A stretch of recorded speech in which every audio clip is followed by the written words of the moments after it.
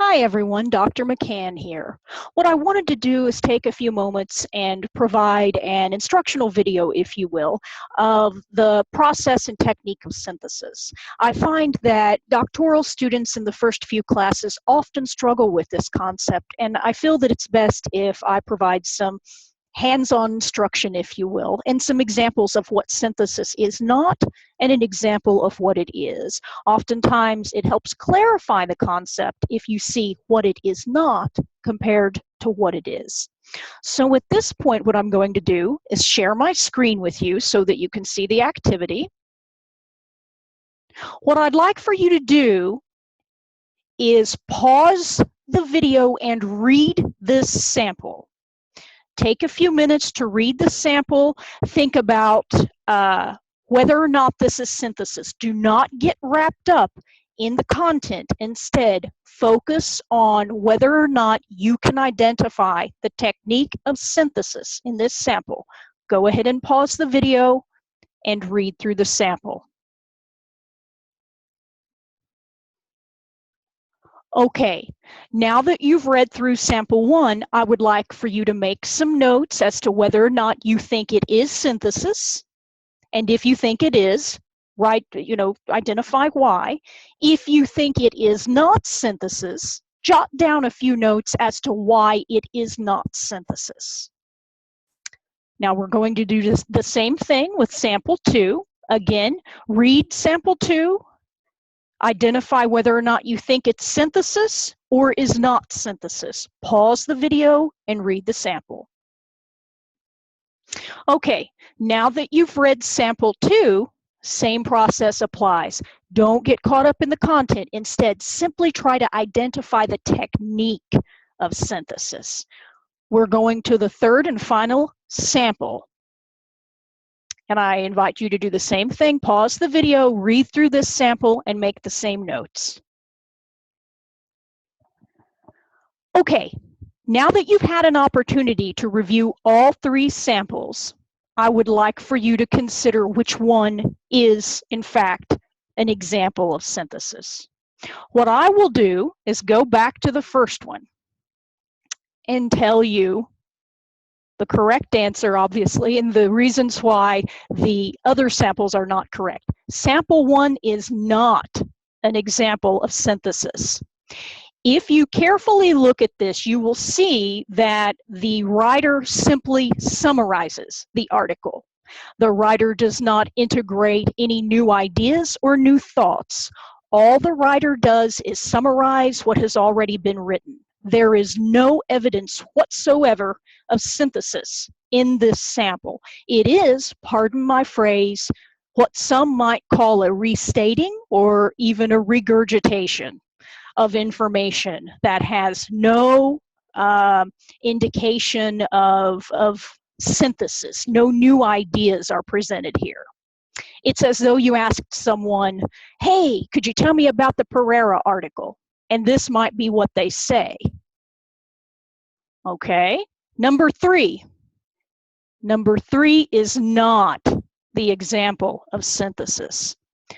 What number 3 does is rely on direct quotes. When you use direct quotes, when you rely, I should say, on direct quotes, you are not creating new ideas. You are merely restating verbatim what someone else has already written or said. In the courses I teach, I advise students not to use direct quotes.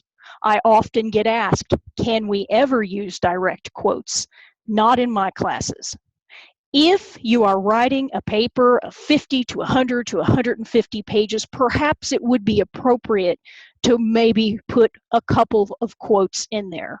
But a paper of that magnitude typically needs to be synthesized. There needs to be identification of a chorus of voices to bring the information together well. Number 3 is not an example of synthesis because it uses summary and it also states verbatim what the author already says. It does not create any new information.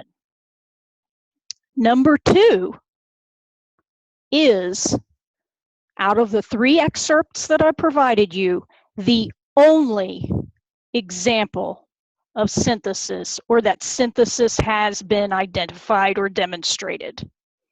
The reason for this is because the author integrates sources. The author uses paraphrasing. In that very first sentence, you will see that there are 2 citations. That is an indication that the author has identified those themes in 2 different sources and then brought those themes together in order to identify where the ideas culminate, you might say.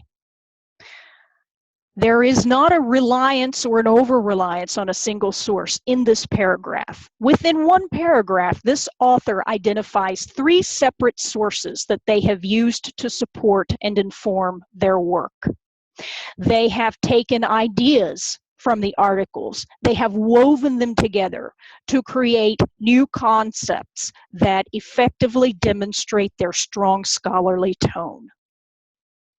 I have students often ask me, well, isn't it misrepresentation if I paraphrase? No, it is not misrepresentation if you paraphrase. It is essential to paraphrase, and as a doctoral level writer, paraphrasing should always be your first course of action. When you synthesize, what you are essentially doing is tying 2 ideas together, and then, as this writer has done in the first sentence, give credit to the original sources for that via the in-text citations. When you are an undergraduate, typically what you are asked to do is read a book or an article or a textbook chapter and provide a summary of that chapter. Or you might review it a bit, but pay close attention to the summative nature of it. You are not typically asked to create new ideas, and I don't know that any undergraduate is asked to synthesize, but you are asked to summarize. You are asked to restate information, and that is a skill that you mastered as an undergraduate. At the master's level, you are typically asked to integrate summary with analysis. You may be given a more complex text to read, and then you would be asked to provide an analysis or a critique of that text at the master's level. If you do a master's thesis, you may begin to enter into the process of synthesis. But when you reach the doctoral level, the entire mindset should shift. No longer are you being asked to summarize and restate and direct quote. No longer are you being asked to merely analyze. What you're being asked to do at the doctoral level is to begin to assume the mindset of an expert. Because when you earn that PhD, when you get to the dissertation level, you will be an expert on your dissertation topic. When you have a PhD, that will signify that you are an expert in that area. You will not become an expert in that area by simply restating what other people have said. You will not become an expert in that area by quoting verbatim what other writers have written. You will only become an expert in that area if you identify the patterns, the themes. Yes, you'll be analyzing those as you read the articles, and then understand where they connect, and then make that connection in your strong scholarly tone. Starting a sentence with "McCann says" is not a strong scholarly tone, because you're simply telling me what McCann says. But starting a sentence with "Freud's concept of dreams was," etc., etc., etc., integrating 2 ideas like that sample 2 did, and then providing the support for it, is evidence of synthesis. You are now shifting gears in the way you perceive yourself, the way you approach readings, and absolutely the way you write. Do not summarize. Do not direct quote, at least not in my classes. Instead, I want to see you begin to hone a strong scholarly voice. I want to see that you are connecting ideas, and I want to see that you are providing ample citations to support and inform your work. Citations does not mean direct quoting. It does not mean always paraphrasing. It means tying ideas together and then crediting the original sources in that citation.